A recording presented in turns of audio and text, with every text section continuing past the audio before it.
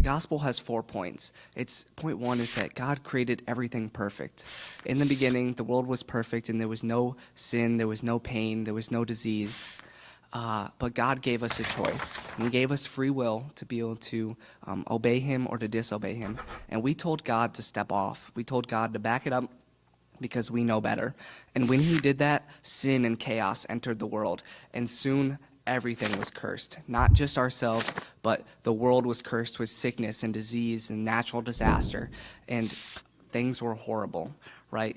And the Bible says that sin leads to death, and that all have sinned and fallen short of the glory of God. And so that means that we're all cursed, that we are all liars, thieves, adulterers at heart. Our hearts are so infested with sin. It's like there's nothing we can do to remove that sin from our own lives. And right now the story seems pretty bad, doesn't it? Right? But God had a plan, and that plan was to redeem his creation. So God sends his one and only son, Jesus, and Jesus lives a perfect life, and he demonstrates perfect love and kindness while on earth. And for that, we hated him. And we put Jesus on the cross, and we killed him.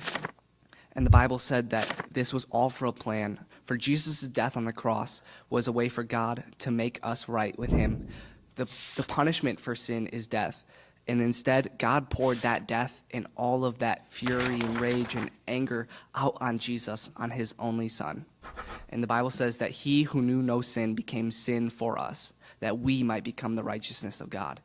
And so God traded in our sin for the life of his own son. And then Jesus dies on the cross, but 3 days later, he rises again to show that he has power over the grave, and to show that he is God, and to show that the work is finished, that death no longer has a hold on this life. That was God's response to our sin. But now that leaves us with a response that we have to make. This salvation is a free gift. It's not one that you can work towards. It's not one that you can earn. It's freely given to you by grace. And that's what grace means. It means to get something that you don't deserve. But we have to accept that free gift. Just because it's there, we still have to take it in. We still have to say thank you. And we still have to surrender our lives.